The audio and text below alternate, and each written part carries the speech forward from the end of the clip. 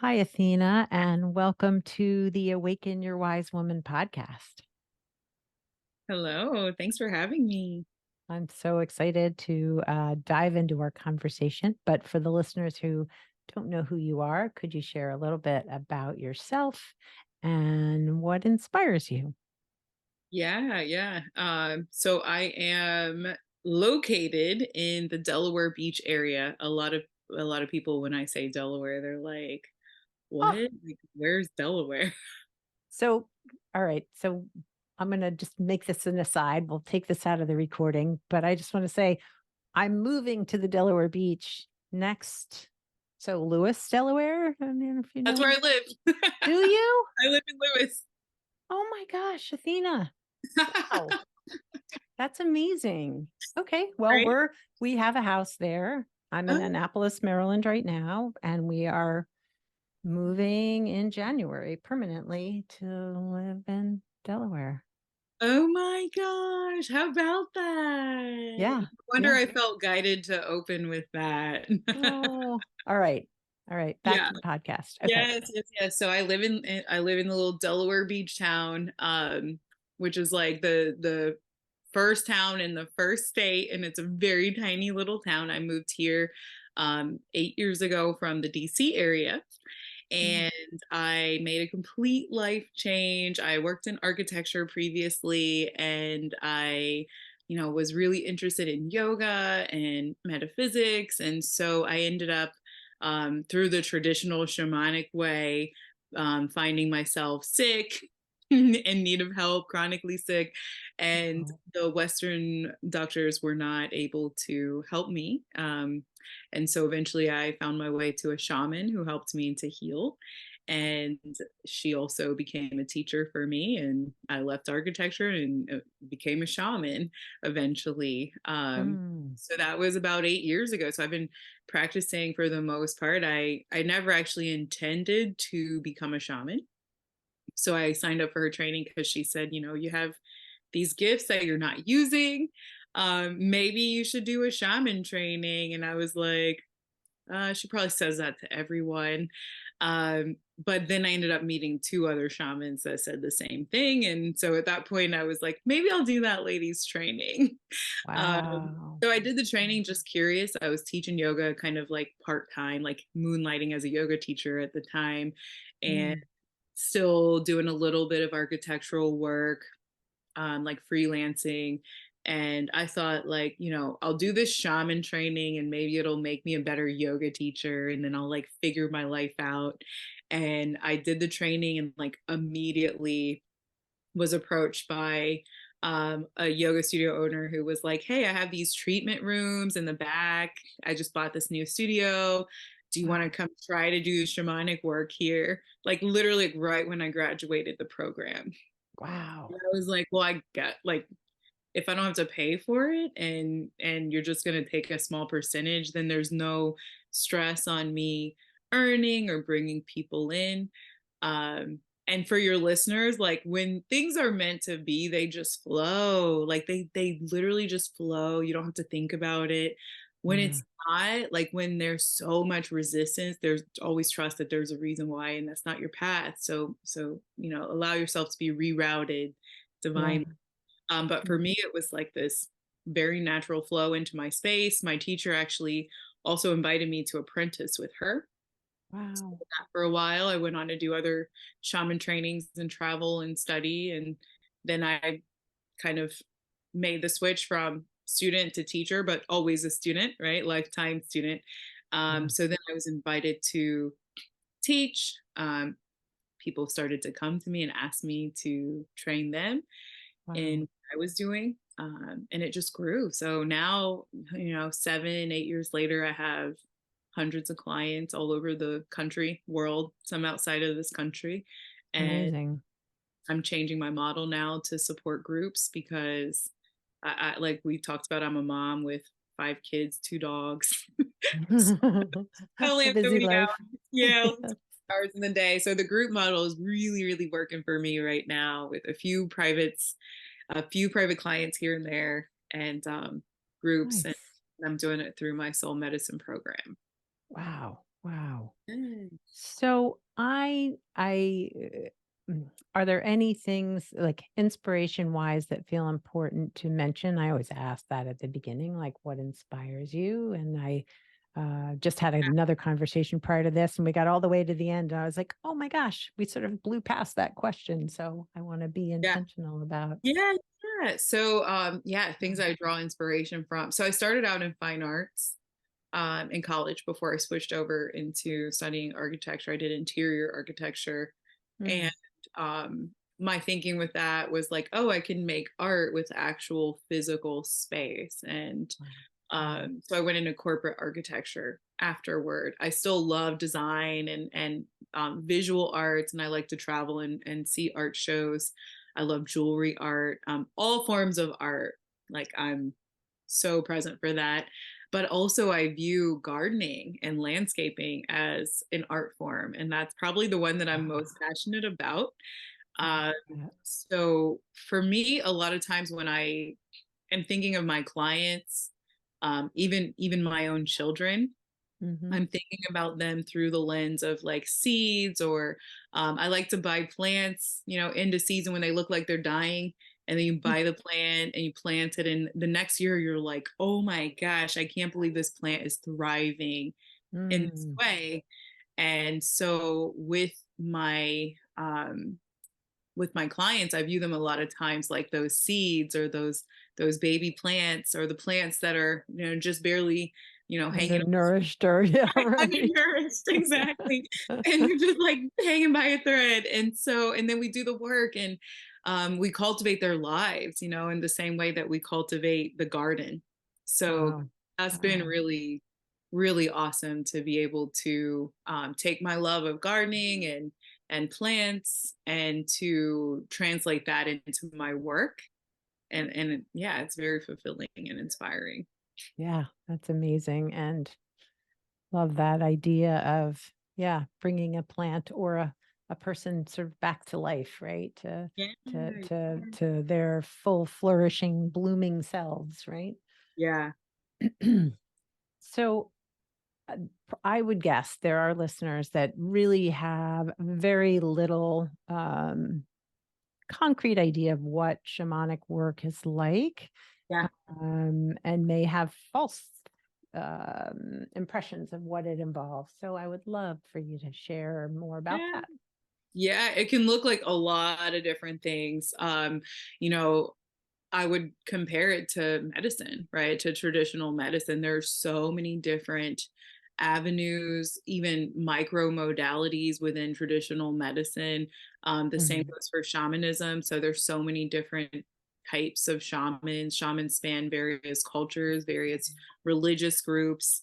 They span various belief systems, right? And so do traditional medical doctors. Sure. Also, shamans come with different sets of gifts, right?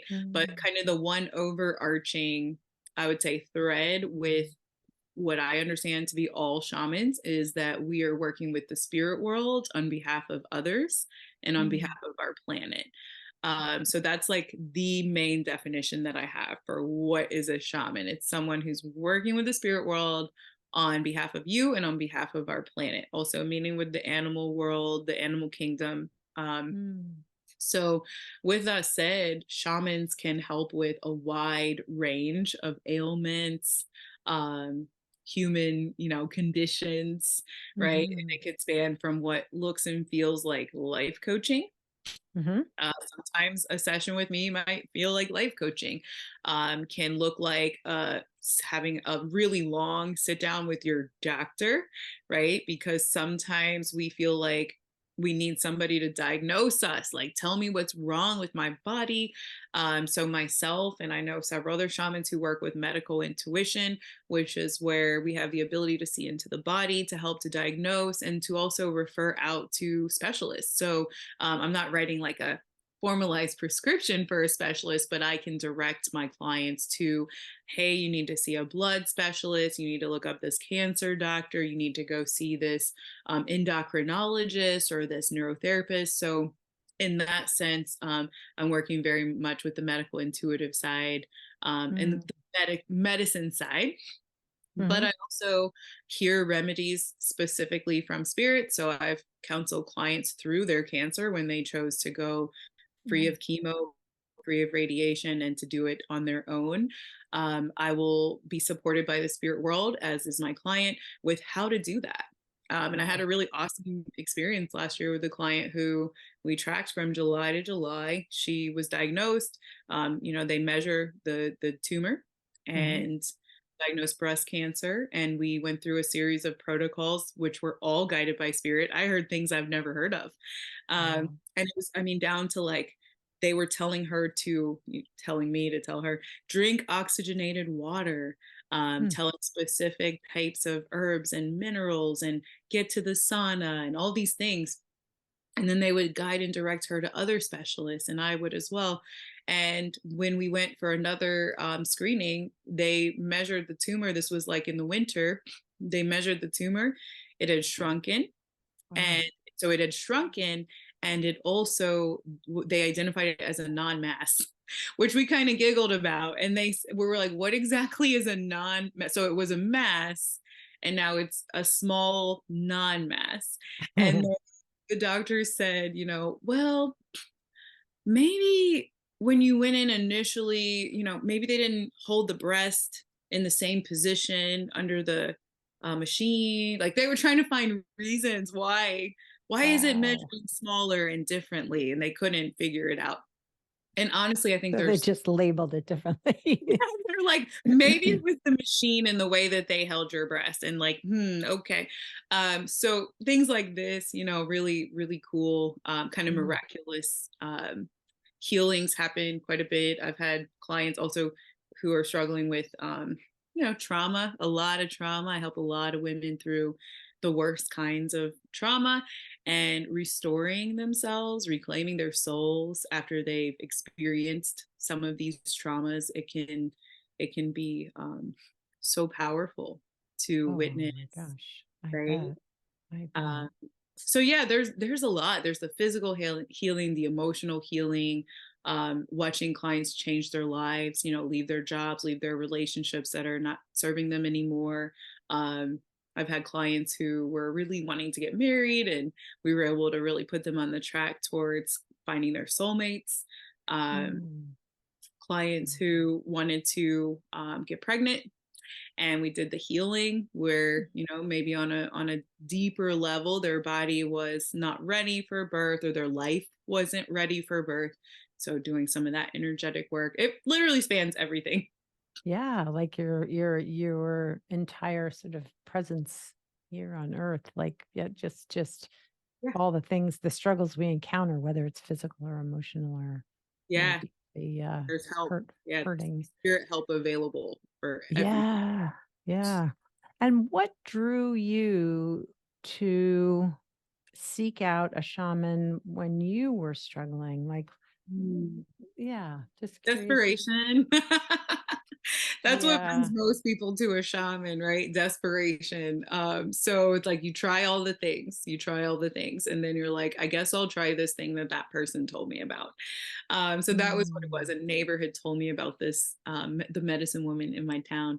And I, for, 7 months, was really trying to go the Western route, in and out of ER, severe gastro pain. Like almost a year, I was like in the worst gastro pain and vomiting every day, like lost a ton of weight. I was so sure that I had cancer because my mom had just passed from cancer. So I was like, this, she passed from colon cancer. I'm like, this has got to be some kind of like, you know, stomach and intestinal colon cancer, right? And Mm.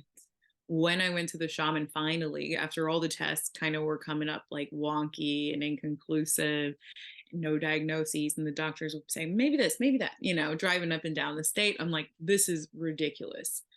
I'll just try this one. I was completely desperate. I was on the edge. I was like, you know what? I don't want to live anymore. If this is What life looks like. Yeah. like, I have this new baby, I can barely breastfeed her because I'm Mm. undernourished at this point, Wow. because I'm vomiting every day, right? And Mm. so I just was like, I was living on insure and rice, I was like, not a way to live. And so I Wow. just felt like I don't want to do this anymore. So I called this woman. I got in there, and she put me on a table. I never experienced anything like it. It was all new for me. And she was like shaking my legs out, yeah, doing some all kinds of weird stuff. And then she like flips me over on the table. She's like, turn over, go ahead, sit up.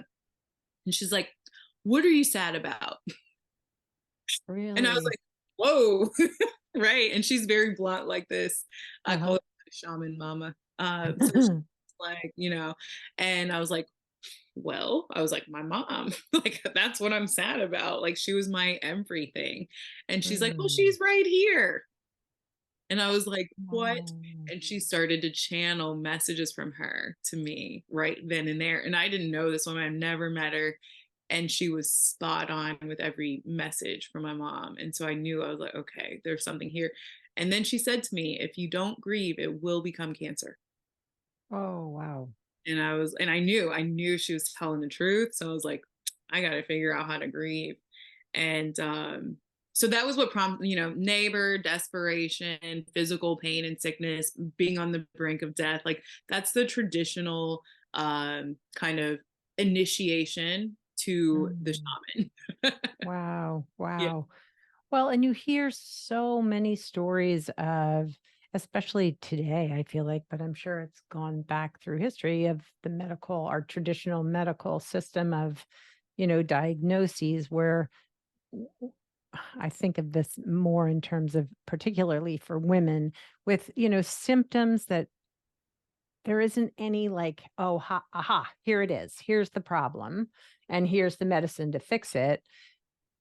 It Yeah. can be years of misery, different doctors, different treatments, and frustration, or not even being heard or believed that there's something going on, Hmm. um, that I could see really needing to find someone that actually listens and can help you access what you need inside.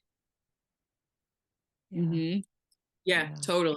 Exactly. And I now see it in my clients every day, yeah. right? When they're telling me, they're like, I had a client yesterday who suddenly started experiencing these bizarre seizures. Mm. And I've actually had seizures in the past as well. So I could completely empathize. And she, you know, I said to her, I said, well, what all medications are you on? Because I feel like the medications are really triggering this. Did your doctors tell you, that it could be the medications? She's like, no, they just gave me more. They just gave me more medication. I said, okay. She's like, they told me it was psychosomatic and they gave me Of more, course, of course. Yeah, right? yeah, So, yeah. so I'm watching, but she also had a lot of interesting um, realization about what was occurring during her seizures. And she said to me that she felt like they were memories coming back when the seizure would trigger. And I Wow. said, okay, let's talk about that. Like, let's go into that. And so we went into it, and I was able to feel into her body, like right in the base of the spine. I said, "Ooh, right here at the top of the spine." She's like, "Yeah, in my occipital, that's where they said that the seizures are starting." So we talked through, like, okay, what's being held here? Um, and it's memories that they're very painful. I said, I can feel a sharp pain tied to those memories, and they don't know where to go. Right? There's no safe Mm. space to go. So they're not leaving, they're just coming because you don't know where to place them. So I said, let's place them in your hands. We can look at some of these together, but it is Mm. scary to look at some of those on your own. And Absolutely. forward, we discussed, um, which she was not able to have this conversation with her medical doctors. Well, what do you feel like the memories are? She said, I feel like they're memories of sexual abuse stored in Yeah. my body. And I said, okay, let's go ahead and deal with that. Let's Mm. deal with this 5-year-old girl that's calling for your attention, and she wants to know that she's safe. Yeah. And that's a conversation that wasn't even allowed to be presented, in the with a neurologist. Right? It's not a space for that conversation. No, no, and probably best that it wasn't brought up in that conversation, Right, knowing. right. Yes. She's like, it's a man. She's like, it's a man who's not gonna listen to me. They Yeah. don't listen to me, is what she said. I try to tell them, I Mm, tell them about the medications. They don't listen. They don't talk to each mm. other. Multiple doctors prescribing multiple medications. They aren't talking to one another, and her body is having awful reactions as a result. Well, and it's interesting to me, like I've done personal work, but also training around internal family systems, which is parts work, and really attuning to your parts in compassionate, kind ways. And like I'm not sure what the right word is, but the force that they can come through to get your attention physically through your body, through, um, for me, it was always like anxiety, where like there were feelings there, but I could just, all I wanted to feel was the anxiety, right? I didn't really want to go into like what's beneath that. But just how forcefully these parts can show up in our bodies, like the traumatized 5-year-old or whatever it might be. Yeah. And then, I just had the image of someone, being handed a baby and they're not prepared and they don't know what to do with a baby. So you hand someone a baby and they're like, oh, they freeze. So sometimes those parts want to come back to us, but we're not ready for them. We're not equipped for what to Right. do with those parts. Um, Absolutely. so because we were never trained, a lot of us weren't trained to be the parents that we want to be or the parents that we needed. So Yep. even though those parts need to be reparented, we might not have the training yet to reparent those parts and to nurture those parts or to create the safety. So with my clients, a lot of times we do it very gently. We do traditional shamanic soul retrieval work where we Mm, retrieve the soul, and then we're actually guided, and I channel to my client, now that we've brought back this part, here's what we're going to do with it, right? Like wow. here's how we're going to take care of this part of ourselves that we've just brought back. Mm. And soul retrieval feels very, and I don't know, I have not experienced that, but it feels almost um like guiding you back to your your core self, your best self. Yeah, Yeah. exactly. That's the visual that I use a lot of times. Like we go back to specific moments in life when our soul broke off or Mm, fragmented or fractured or was left behind. Most of the time, we bring it into the present and actually have my clients visualize, like wrapping that part of themselves into their own heart space, right? So we mm. do a little ritual around it. So it's exactly what you just saw. That's exactly what we do. Wow. Wow. That sounds like really, really powerful work. It is. I tell Um, people, I'm like, I'm gonna warn you, when I do soul retrievals with people, usually they make like big decisions afterward, like within 3 months, they make like, kind of insane decisions in a good way, where they'll like sell their house, leave the city, get a get divorce, right? get a divorce. So Yeah, I'm yeah. like, I'm good. I had somebody that like bought a car, enrolled back in college, like Yeah. within 3 months. It's kind of it's a funny thing after these years for me to see. I'm like, what's this person gonna do? Right, because after we bring those parts back, they're Yes. empowered. Yes, yes. I was going to say empowered and really so much more in tune with their values, their what Yeah. matters to them. Yes. Yeah. Wow, wow. That's amazing. So, it's interesting too. I know there are IFS teachers and practitioners who use shamanic work sort of side by side. So it makes total sense because it's all Can't not. about accessing Right. yourself and your parts and the spiritual cultural piece that impacts us too, right? Like it's really Yeah. really amazing. A lot of times I Wow. say, I'm like, same, different name. Like a lot of modalities are like, we're doing the same thing. We're just calling it by a different name. And yeah, when I hear, I'm familiar with internal family systems. I haven't studied it, but I'm, Mhm, vaguely familiar with it. mhm. Right now, there's a lot of big movements in like somatic work and Oh, nervous system totally. regulation. And, there's like all these different modalities kind of popping up and gaining awareness, which I think is beautiful because different people need to hear it differently. It's true. And then there's shamanism, which is like a modality in itself. And if we understand that a lot of us are using the same gifts and tools, just packaging it a little differently for the way that our clients need. They're all Yeah. so incredible. Yeah. Yeah. I, I, I, uh, so I do have one question that, before I was going to say what I was going to say. So when you're bringing in the spiritual piece, the spiritual, I don't know if what you call them, guides or yeah, Yeah. spirit Mhm. guides, is it typically, um, like say for myself, like would it be my ancestors or is it sort of a greater spiritual presence or could it be any of those things? Yeah, yeah, exactly. It can be any of those things, depending on who I'm working with. A lot of times we have, a whole team behind us guiding us. So you have a Yeah. team of spirit guides, lost loved ones who are very close to you, who you talk to a lot. Ancestors dip in and out, especially if you go for a shamanic session, like ancestors likely will show up. Ascended masters will show up. So I have a lot of students and clients who tell me that they see Jesus in our sessions. I'm definitely a fan. Wow. So he shows Wow. up. And then I actually lately, honestly, for the last less than a year, I've just been going straight to the source. So I do believe in God. And Mhm. a lot of this year, I've just been feeling called to just channel straight from God for my clients, for myself. So a lot of my conversations lately have been straight to the source. But we have Wow. we have a whole army of helpers available to us. Wow. It's Yeah. beautiful.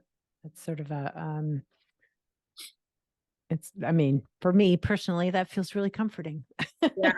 Yeah, yeah. Because you can choose who you lean on. Yeah, You have a choice. absolutely. Yeah. Yeah.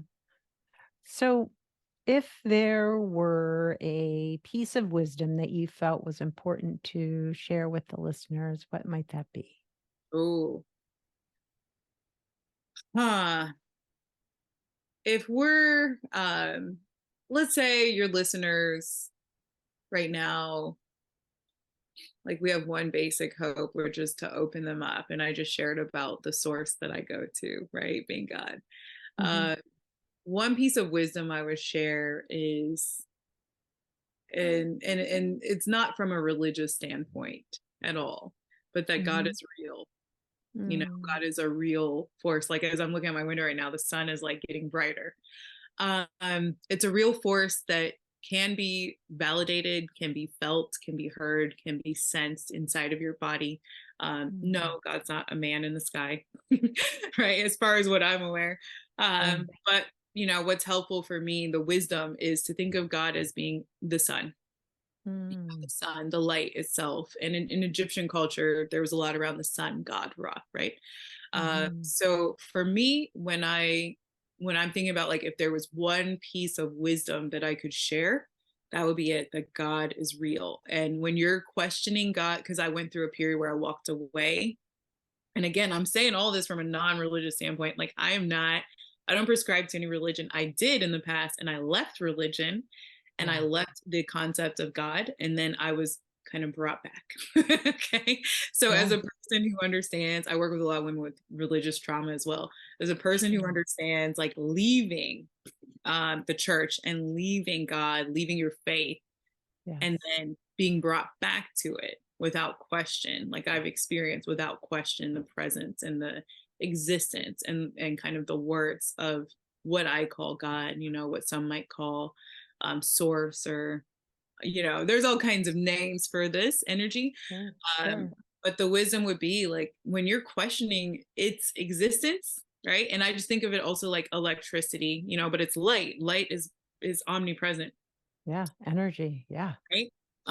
So it's like when you're in your house and you have the internet and you're like questioning, like, is it working? But then you open up your computer and you see little bars and your internet's working, right? It's here. You can't see it. But you know it Now it's exists. not even plugged in. You don't even have to plug your internet in anymore. God operates the same way. So it's an energy that is very much alive. It's a power, is what I was just corrected. Like to tell everyone that God is a power, just like Mm, electricity that is very much alive inside of you. That power runs through you, and you can turn it mm, on and you can turn it off. And when you're questioning, just like you can go to Google, you can go to your own intuition, or just sit in a space, sit in your car, and just ask out loud, like, are you real? Like, tell me, are you real? Give me a sign you're real, and then pay attention, and mhm, you will be shown. And then once you're shown, start to develop that relationship and start to ask for help, or clarity, or whatever it is that you need. Go to that source inside of yourself and in your space, and just think of it like the sun, and you can get that, whatever it is that you need, directly from the mm. source. That would be Yeah. my biggest wisdom that I would share. Yeah, it's funny because just your story of sort of being entrenched in religion, stepping away, coming back to sort of God or divine being. To me, Right. I tend to think of like the universe as my Yeah, God is exactly. Yeah, whatever you um want to call it. yeah, but it just finding that space of openness to trust that it has brought me what I need even when I didn't know I needed it. Exactly. It's insane how incredible it is, and how, well, I get chills thinking about it, just like how it works. Yeah. It works when you're Yeah. needing something. And sometimes you get what you need, but not what you want in the moment. But what Right. you need in the moment is what's going to guide you to what you want when you actually want it. So the other thing with Yeah. this intelligent force, this energy, is that it knows better than you do. Right. So we're in such an impatient culture right now. I've been feeling everyone's energy speeding up around me, and, Mm. and I'm standing in the center of it, and I move slow. I move like in slow motion. Did you ever see the Nutcracker movie from a couple of years ago with Keira Knightley and like I didn't. I remember when it was out, but oh, you guys, it was so good. So oh, there are these two worlds, and there's the human world, and then there's the non-human world. And the non-human world, time is not the same as the human world, mm, right? mm-hmm. So when you look at, so right now it's like I'm in my own, maybe like 5D kind of reality, and I'm looking around and everything's starting to move really, really fast. And I'm like, what is going on?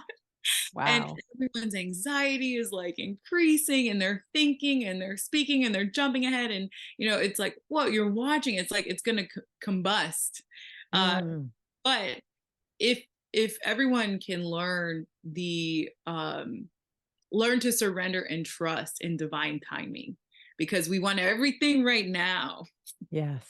We want everything Yes. right now, but there is a force that knows better for you when is the right time. So if you're Yeah. willing to trust in that, and like, again, if it's God, universe, whoever, whatever you choose to believe in, but if you just say like, all right, I'm going to trust they're going to give it to me at the right time, whether it's money, love, job, house, whatever, then what can Hmm. I do right now? Yeah. Can you please help me to receive what it is that I need right now? Yeah. So Yeah. Beautiful. So beautiful. I have a little sticky note on my computer just to remind me that it's easy. Oh, you can probably there you go. It's easy for me to receive because so often we're not paying attention to what's being offered.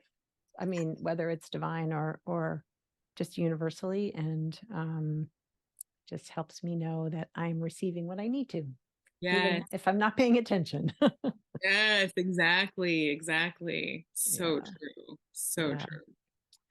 Well, Athena, how do they find you if they want to know more about you, your work, how to work with you? Yeah, Yeah. So I have my website, www.seasideshaman.com.